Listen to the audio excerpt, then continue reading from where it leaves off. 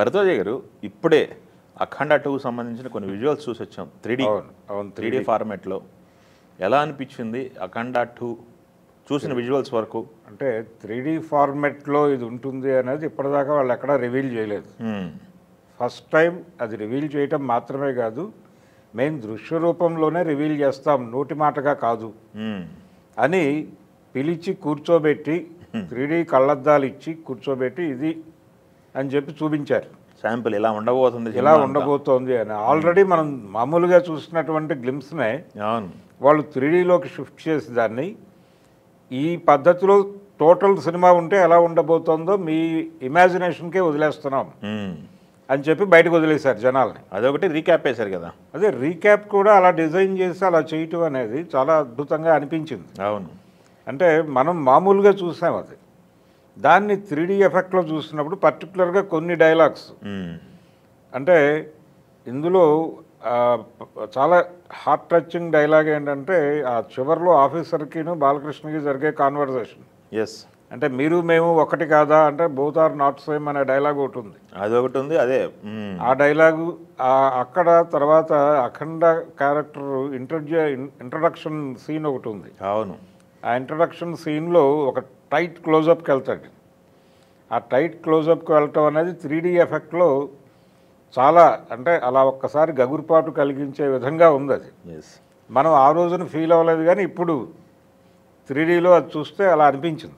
అవును, గ్లిమ్స్ కూడా 3Dలో ఆయన కాలు కొట్టేసి డైలాగ్ చెప్పేసరికి ఆ బోన్స్ పురుగులన్నీ నెత్తి వచ్చేస్తున్నట్టు, మొహం మీదకి వచ్చేస్తున్నట్టు, బ్లడ్ పడుతున్నట్టు. అవును, అది ఒక్కసారి చిందింది, అలాగే చిందింది. అది మాత్రమే కాదు, ఇప్పుడు త్రిశూలం తిప్పుకుంటూ వెళ్ళే షాట్ మనం అవును మామూలుగా చూసాం గ్లిమ్స్లో.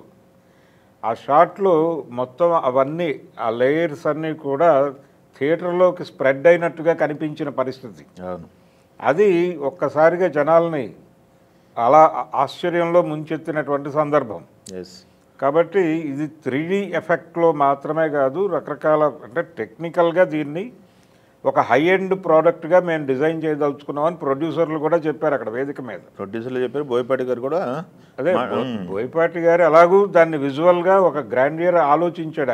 ఆయన ఊహల్లో ఉంది సినిమా. అవును, అయితే ఆయన ఊహల్లో ఉన్న సినిమాని ఏ రేంజ్కైనా సరే వాస్తవ రూపంలో ఆడియన్స్ ముందుకు తీసుకురావడం కోసం ఏం చేయటానికైనా మేము కోఆపరేట్ చేస్తామని చెప్పిన తర్వాతే ఈ లెవెల్కి వెళ్ళటం జరిగింది అనేది వాళ్ళిద్దరూ చెప్పారు. ప్రొడ్యూసర్లు ఇద్దరూ మెన్షన్ చేశారు అక్కడ. ఈ మెన్షన్ చేసినటువంటి పద్ధతి అంటే కోఆర్డినేషన్ చాలా అద్భుతంగా కుదిరింది. ఈ కోఆర్డినేషన్ని క్రియేట్ చేసింది బోయపాటి చెప్పినటువంటి అంశాలు. ఆ కథలో ఆయన తీసుకున్నటువంటి ఎలిమెంట్స్ అంటే విజువల్గా అవి జనాల్లోకి దూసుకుని వెళ్ళిపోయేటువంటి అవకాశం ఉన్నటువంటి ఎలిమెంట్స్ అన్నీ ఆ కథలో ఆయన నింపాడు. నింపి దాన్ని తెర మీద చూపించినప్పుడు ఖచ్చితంగా దాని తాలూకా రియాక్షన్ ఇంకో రేంజ్లో ఉంటుంది. అంటే బేసిక్గా ఆయన పౌరాణిక అంశాలను తీసుకుని అప్పటి వాతావరణాన్ని క్రియేట్ చేస్తూ కొంత మార్మిక ధోరణిలో సినిమా నడుస్తుంది. సినిమాలో ఎప్పుడైతే ఆధ్యాత్మిక అంశాలు అన్నాడో అక్కడ ఇంకో ప్రశ్న వచ్చింది, నిజానికి కమర్షియల్ ఫార్మెట్ అని. కమర్షియల్ ఫార్మెట్, ఆర్ట్ ఫార్మెట్ ఇలా ఉండదు సినిమాలో. ఎవరైనా సరే కథని వాళ్ళు అనుకున్న పద్ధతిలో చెప్పే ప్రయత్నం చేస్తారు. దాన్ని ప్రజలకి కనెక్ట్ అవ్వడం కోసం ఎలా చెప్పాలి అనేది డైరెక్టర్లు పడేటువంటి కసరత్తు. ఆ కసరత్తులో ఆయన ఒక సిస్టమ్ అనుకున్నాడు. దాన్ని 3D ఫార్మెట్లో కనుక చెబితే థియేటర్లో ఆడియన్స్కి మరింతగా దూసుకుని వెళ్ళిపోయేటువంటి అవకాశం ఉంది అని ఫీల్ అయ్యాడు.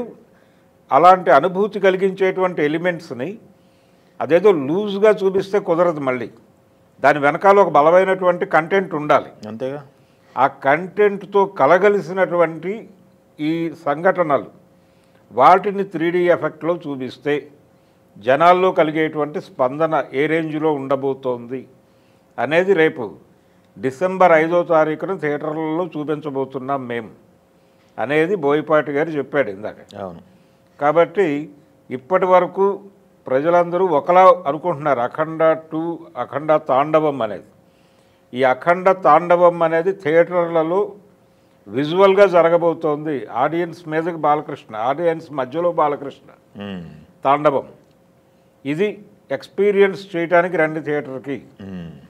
ఈ విజువల్ వ్యవహారంతో పాటు దీన్ని చుట్టి ఉన్నటువంటి కంటెంట్ని దీంతో కలిపి అర్థం చేసుకునే ప్రయత్నం చేయటం కోసం రండి అని చెప్పడం. మొన్న అక్కడ బాంబేలో కూడా అదే చెప్పారు వాళ్ళు. భారతీయ ఆత్మని ఆవిష్కరించే ప్రయత్నం చేస్తున్నాం మేము అని చెప్పాడు ఆయన. సరే, మనం మొదటి నుంచి అనుకుంటున్నదే సనాతన ధర్మము. ఎలాగూ అఖండ 1లో జీర్ణ దేవాలయ ఉద్ధరణ కార్యక్రమం ఒకటి ఉంది, దాని ఎక్స్టెన్షన్ ప్రోగ్రామ్ ఒకటి ఉంటుంది దీనిలో. అది ఏ ఏ అంశాలను ఆయన తడమబోతున్నాడు, ఎక్కడెక్కడ ధర్మభ్రష్టత జరిగింది అని ఆయన ఫీల్ అవుతున్నాడు, ఆ ఎలిమెంట్స్ అన్నీ ఏవి రివీల్ చేయలేదు వాళ్ళు, విజువల్గా రివీల్ చేయలేదు. రేపు తెర మీద చూడాల్సింది.